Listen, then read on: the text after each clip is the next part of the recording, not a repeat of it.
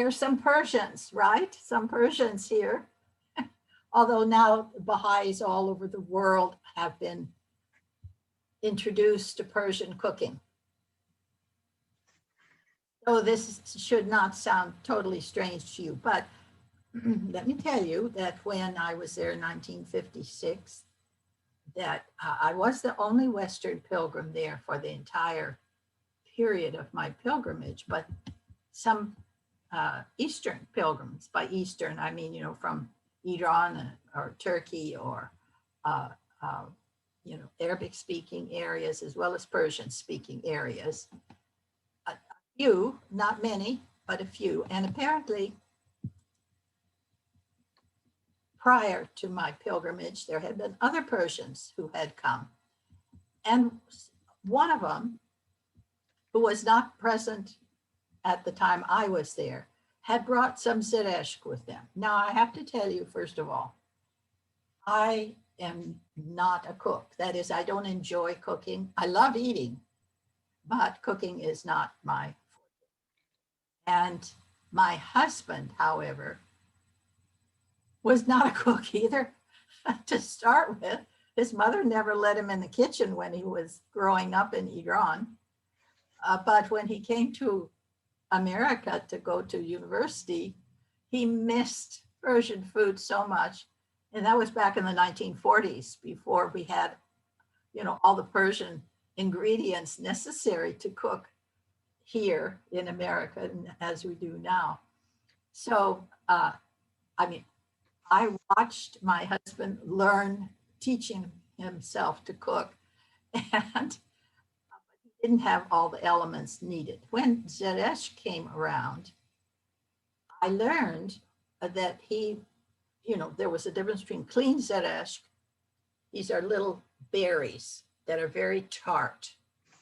And I've forgotten, barberry, I think it's called in English. But we didn't know the English word for it for years. And we were describing it. You know, nobody knew what we were talking about in the United States. Anyway, usually it's cleaned. And by clean, I mean it has little rocks and pebbles and twigs and other things that come off the bushes, I guess, when they pick the berries. And so we would refer to that as dirty zeresh. It wasn't really dirty, but it wasn't, you know, with these things you didn't want to have in the cooking. So one afternoon we were having tea in the master's house, and Ruhi Khanum mentioned that she had received from some Persian pilgrims this, and she brought out this zeresh, and she said, I don't know what to do with this. And she's asking me.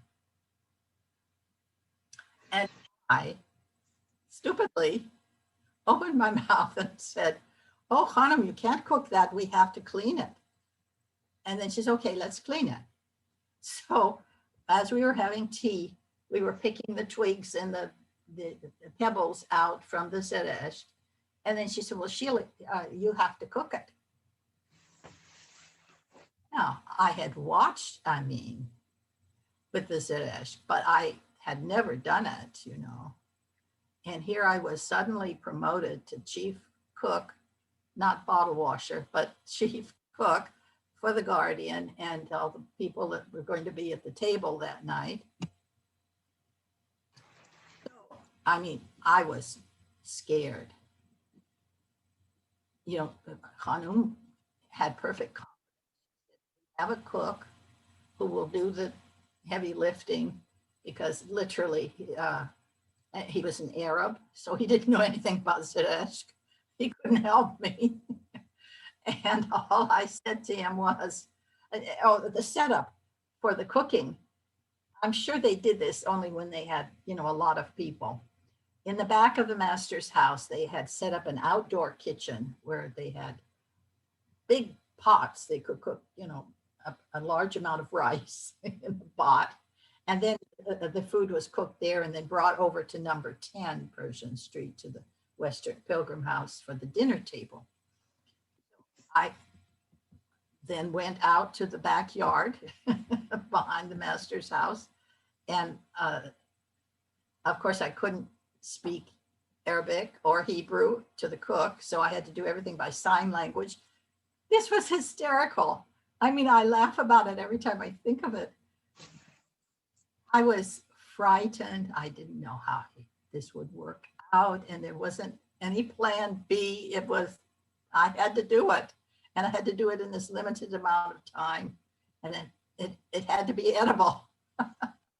And thank goodness, because the Arab cook knew how to cook rice, I took the zereshk, and I remembered Amin had just put sugar on it on the stove, and you know, to sweeten the barberries, which are very tart.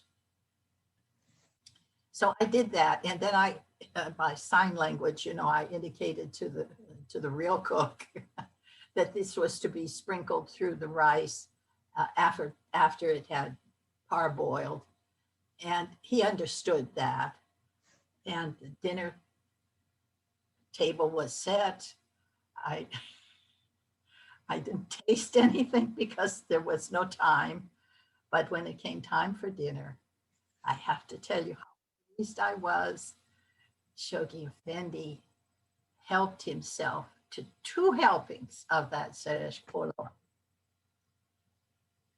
And he said how much he enjoyed it. Oh, what a relief. And Amin, I think, is probably laughing in his grave that I am telling this story, because of course I never have cooked zeresh polo since. That was my one and only time. But the Guardian liked it, which was so pleasing to me. That's a wonderful story, Sheila. I Anyone else? Go ahead. have some other things that I wanted to share, if I may. Good, please. Are we all right on the time? We sure are. Getting too tired.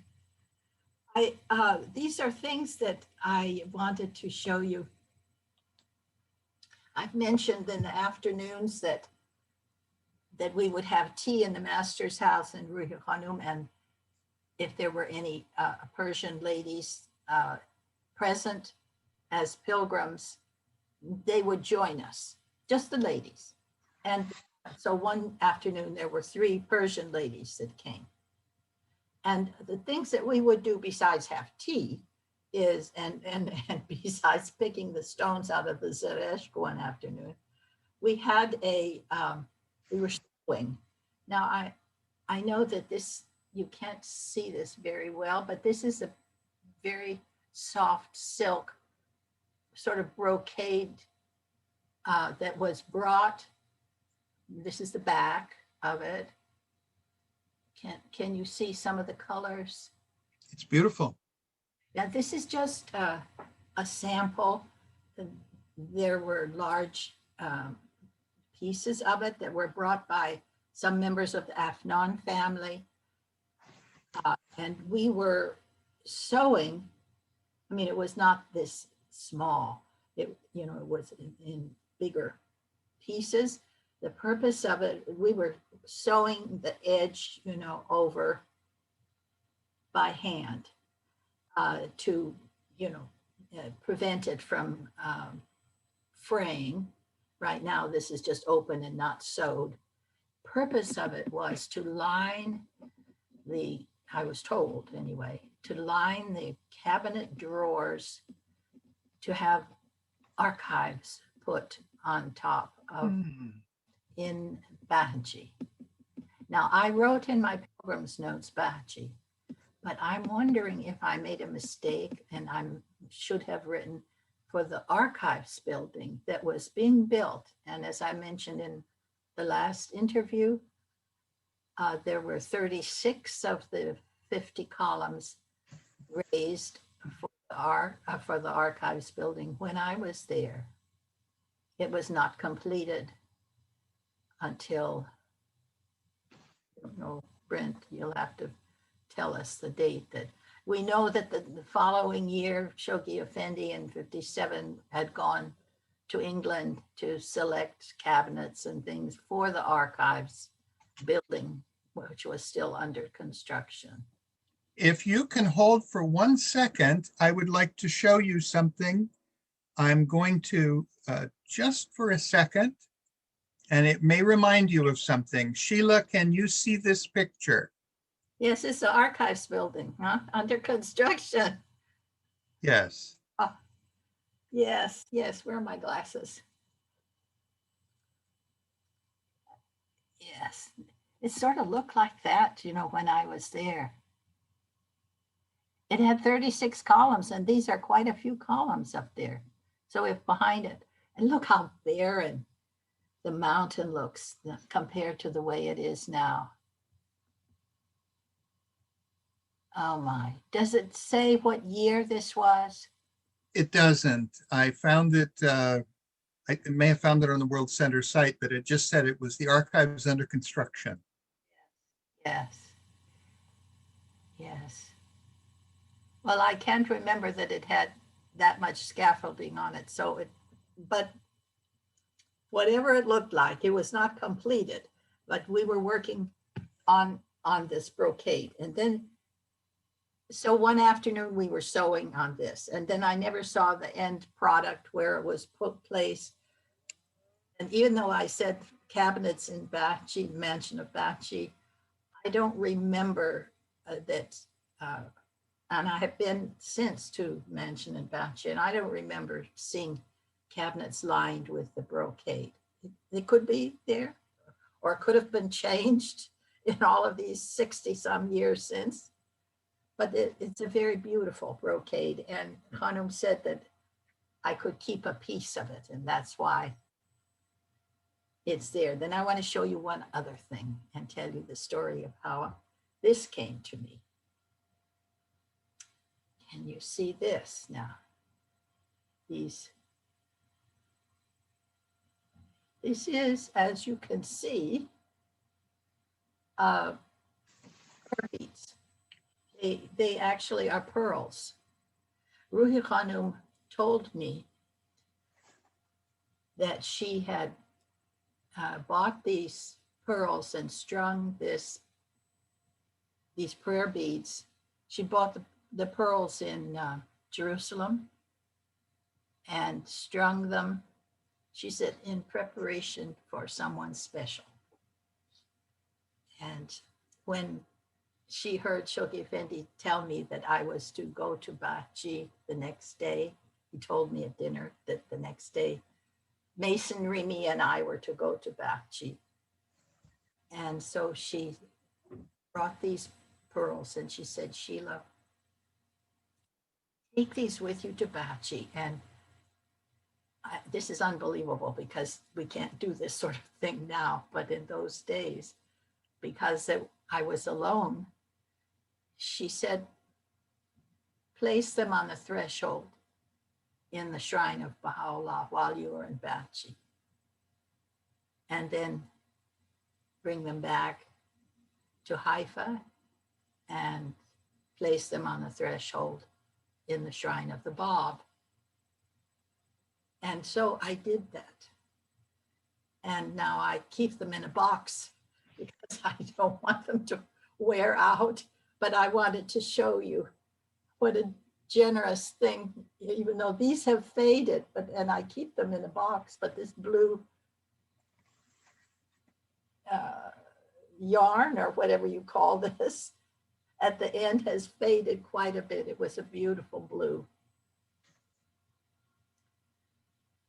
So those are the two things I wanted to be sure that you saw. Wonderful. You had mentioned something about what the Guardian said about politics. Yes, he said that we are not political, we're not partisan, that is, but he said we are God's party. And then I was doing another Zoom class and a Persian was on it, my son-in-law, who said, yes, that's what Hezbollah means, God's party. But of course it didn't have that connotation in those days when Shoghi Effendi explained that the Baha'i faith is God's party, so we're above partisan politics. And then another phrase that you've read in the writings of Shoghi Effendi, he describes the faith as supranational.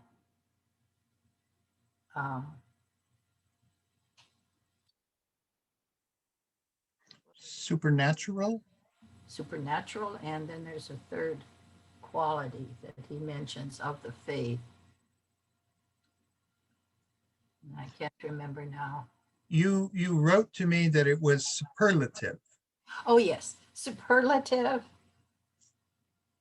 and supranational. I can't remember where he gives this description, but it's in his writings. You'll see. And it may he may have added the supernatural. I don't believe he did say that, but he didn't include that in the description in his writings,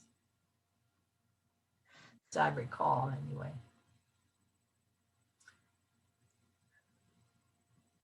Did you say something that the Guardian said something that opposition would come in the future? Yes, I want to say something positive before that. Good. You know, one of the things I found Shoghi Effendi very strategic in his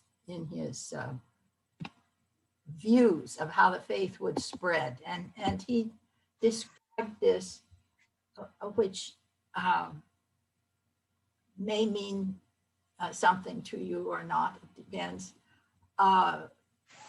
In the 10-year plan, there was hope, and goals were there to eventually get behind what we called the Iron Curtain, which was the communist area of Soviet bloc, and by getting behind the Iron Curtain, meaning that the faith could be taken to those areas in which Western travelers really couldn't go. We're not free to go. Politically, it was not possible. So the way he described to me, he saw the growth of the faith from Greece, the part that Greece would pay. He said Greece is very important. And teaching the faith there is not like teaching the faith in Africa. He says teaching the faith in Greece is very difficult. He visited Greece, you know. It's not like he didn't come to United States, but he certainly knew everything about United States and our weaknesses and our strengths, even without a visit here. But he did go to Greece. So he interacted with the Greek population, and he had his views, and he expressed them quite openly to me about what he thought about the Greeks in general. He was unsparing in his criticism. But he said that faith will spread to Russia, and he used the term Russia, from Greece. Did I, in my notes to you, Brent, did I say how it was, he envisioned it and he spoke about it at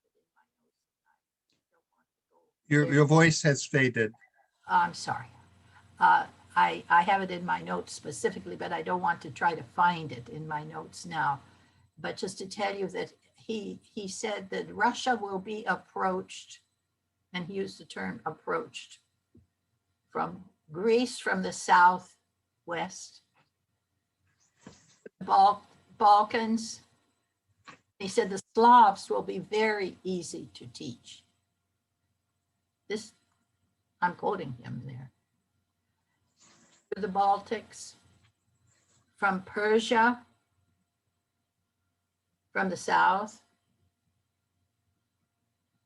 And he mentioned Germany as well, through Latvia, Estonia, and a third country I can't remember now, but it's in my notes.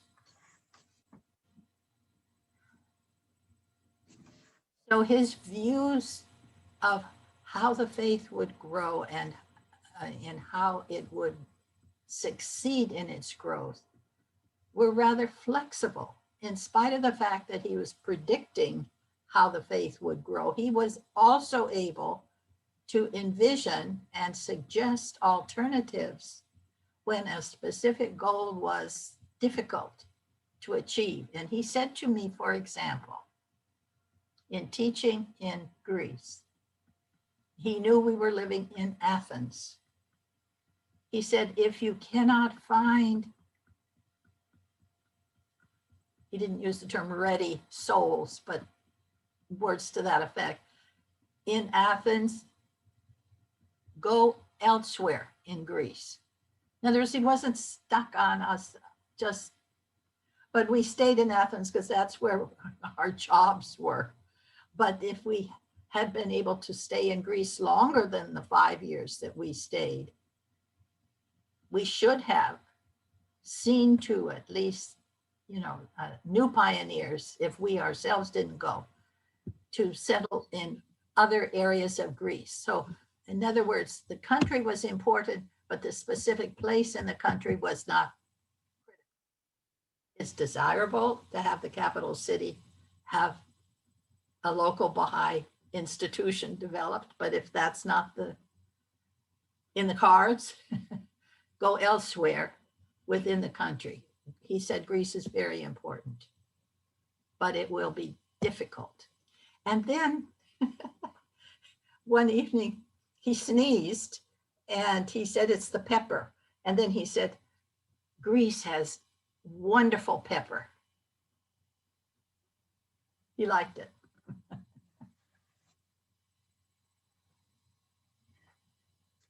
Would anyone else like to ask Mrs. Banani a question?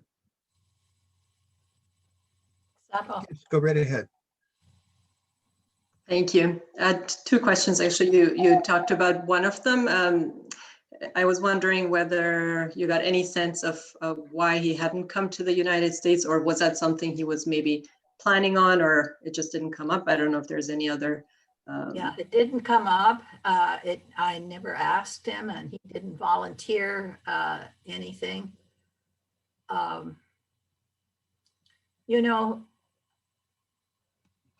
At the end of his life, Horace Holly,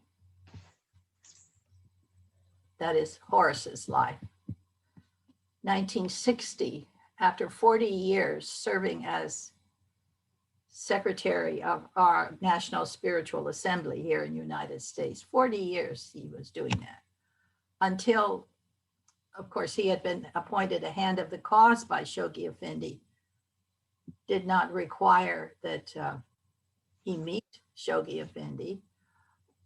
And then Shoghi Effendi passed away in 1957, and the hands of the cause now were the chief stewards of the faith through that interregnum period until the election of the House of Justice in 1963. And as part of that 6-year period where the hands of the cause were our chief stewards, Horace Holly at that point in 1960 was asked to go to serve with the 9 hands of the cause who were serving at the World Center, while the other hands of the cause were, distributed in various countries of the world and doing some traveling as well. And soon after Horace Holly arrived in 1960 at the World Center, he passed away. So I don't know that he ever met Shoghi Effendi. And yet he was in touch with, Shoghi Effendi, as I mentioned before. And Shoghi Effendi counted very much on having his hands on the pulse of the American Baha'is from the viewpoint of the National Spiritual Assembly of the United States. And then, of course, Shoghi Effendi had pilgrim visitors that were Americans. So he had access to some information about America, and Ruhi Khanum was born in New York. She always preferred to say she was Canadian, of course, and she did grow up in Canada, but she was born in America. He had, the answer to a lot of our curiosity about Shoghi Effendi never having visited America. I think couldn't be understood through Ruhi Khanum's wonderful book, The Priceless Pearl.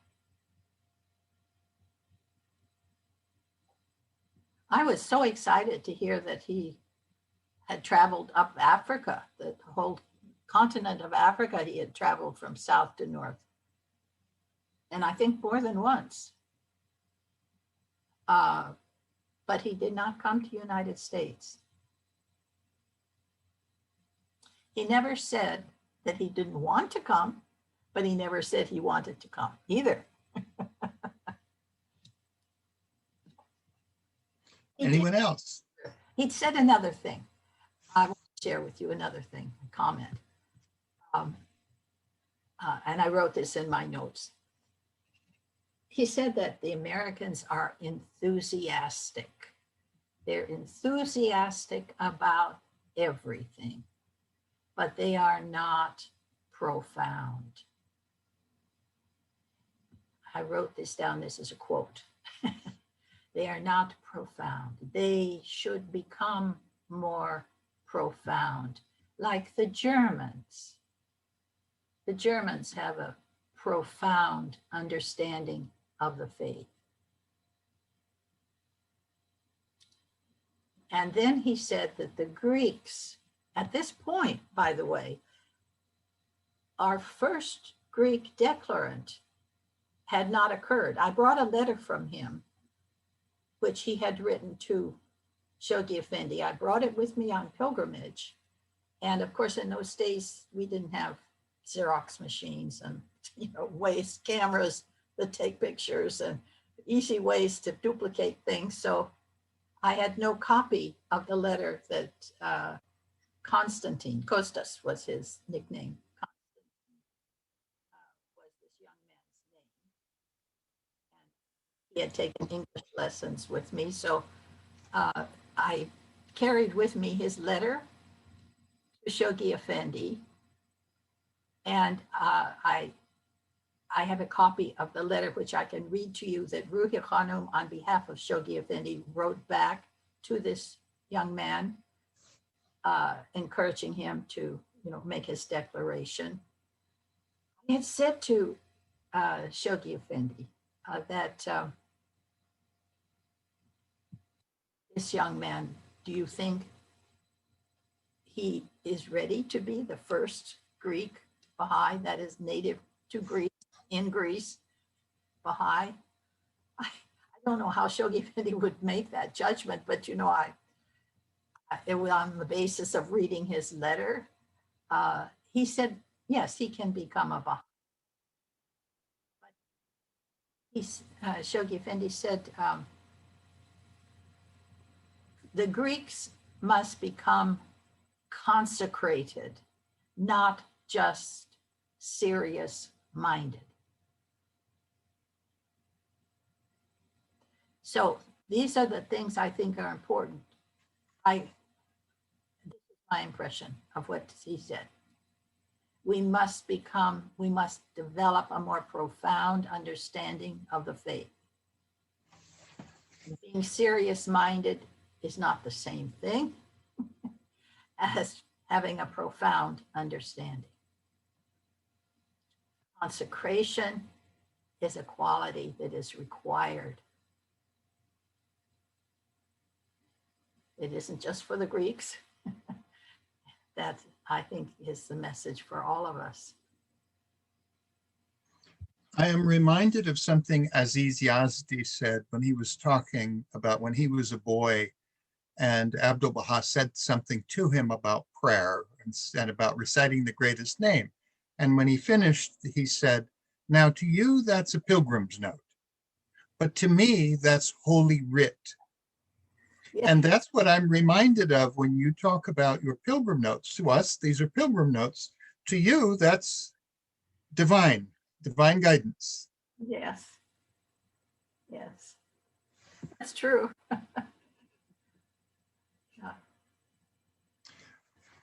Thank you, Sheila. Thank you so very, very much for sharing your heart and what's in your spirit from meeting with the guardian. Thank you for asking. You know, these are the things that any of us who had contact with this center of our beloved faith want to share. We don't want just to keep these in notes and in memories. So thank you for asking. Very good. So that'll close the official meeting, but I want to mention, I know you have, I just want to take 1 minute to mention something to you that's a memory that came to mind. It would have been sometime around 1980. And Amatul Baha Rahia Khanum came to Los Angeles and spoke in the convention center. There was a very large gathering there. And then we were told that the next day she would speak to the Persians in Pasadena. And I think it was probably at the Pasadena Civic. And so, you know, we English speakers wouldn't go because it would be conducted in Persian. But I wanted to be with Khanum and I didn't care if she was going to talk Persian. And so I got there and the room was filled with Persians, of course. And Amin was there to translate for her. And so I didn't realize she gave a talk in English. And Amin was on the stage with her and speaking. And then at a certain point, she began to berate is too strong a word, admonish the Persians to get out of Los Angeles and go into other places. And at that point, Amin said, I'm not going to translate that. And she began to laugh and she said, go ahead. And he says, I'm not going to translate that. He said, you know enough Persian. You say it. He knew the reaction that he would get from the Persians if he said it, whereas she could get away with saying it. Again, Sheila. Yes, of course.